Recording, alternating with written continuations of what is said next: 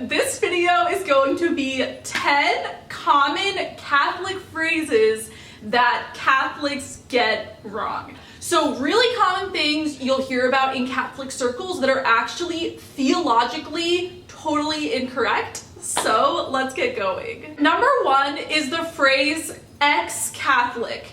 No one is truly an ex-Catholic. Instead, you should say lapsed Catholic or non-practicing Catholic. The truth of the matter is that when someone has a Catholic baptism, they're given an indelible mark on their soul forever, marking them as a Catholic. And so if they stop attending Mass and don't come back to the Catholic Church for the rest of their life, if they're currently going through an atheist phase, if they are going to a Protestant church now, regardless of the situation, that person by their baptism is always Catholic. And so instead, just say non-practicing Catholic, lapsed Catholic, not ex-Catholic. Number two, the Apocrypha.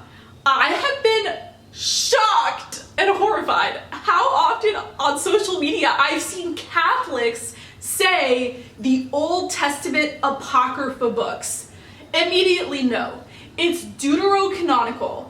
The Apocrypha is a slur Protestants came up with to use against Catholics when talking about the issue of those 7 Old Testament books not present in Protestant Bibles. So the correct word to use in theological discourse when talking about this is deuterocanonical, not apocrypha. Number 3, mortal sin.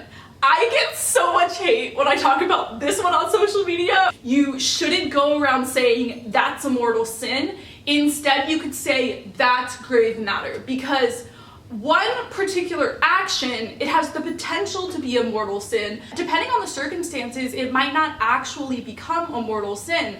The person who commits the sin has to have full knowledge that it is a sin, and then the person also has to have full free will. And so if something is barring their ability to fully consent to the sin, then it wouldn't become a mortal sin. Some people have told me that I'm watering down Catholicism by saying to not go around being like, that's a mortal sin, that's a mortal sin, that's a mortal sin. Truly, only God knows 100% if an action becomes a mortal sin. And so it's just theologically inaccurate to go around naming certain actions as mortal sins. So just say that is grave matter. Number 4, take the Eucharist. Totally wrong. Do not say, I'm going to take the Eucharist today. I just took the Eucharist. No.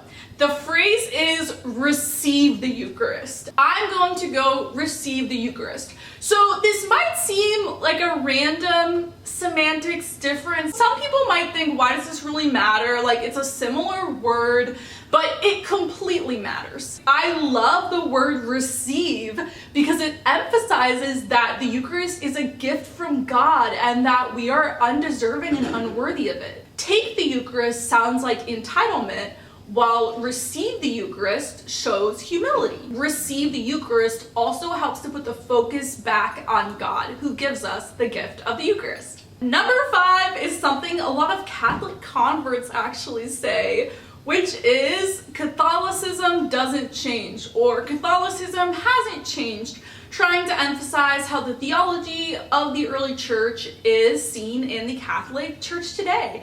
I made an entire video on this topic called Why Catholicism Doesn't Change is Wrong. Go watch that video. Basically, by saying that the church hasn't changed, it just sets you up for a lot of valid criticism. It's theologically incorrect because the way Mass looks, how sacraments are done, how the church is organized, how the church communicates, so many disciplines of the church have changed. Yes, the core theology, the dogmas and moral teachings of the Catholic Church have not changed, but a lot of aspects of how the church looks and operates have changed, and so that's why this is just a complicated thing, and we shouldn't go around saying Catholicism doesn't change, because it's not. Number 6, praying to saints. This one is controversial. Feel free to disagree with me. But since my whole career is talking about Catholicism online, one of the things I've noticed is that people, when they hear the phrase pray to saints, think that we are saying worship words to a saint in heaven. And in reality, pray, the etymology used to mean to ask. And so when we're saying we're praying to a saint, we're actually just asking the saint to pray for us. And so I've decided, just to get rid of confusion, I do not say online, I'm going to pray to a saint. I always say I'm going to ask the saint to pray for me. Number 7 is using God's name in vain. It shocks me and makes me really, really sad how so many people who are passionate about their faith, serious Catholics, practicing Catholics, will use God's name in vain. I try to not be super judgmental about it, because a lot of people, especially who didn't grow up Christian, they're used to saying that, and it's like an afterthought. It just automatically comes out when they're talking. But I think there needs to be some serious work done to get out of that habit. I think going to confession regularly about that is important. And also just praying every single day to stop using God's name in vain. And I think using confession and petitionary prayer can be really powerful. Something that I also don't say is the acronym, the 3-letter acronym in like text messages, on social media. I never use it.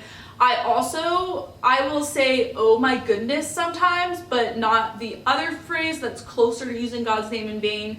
And then I also will say, thanks be to God, or I'll just be like, so cool. Number 8, this one is gonna be controversial as well. Number 9, the Counter-Reformation.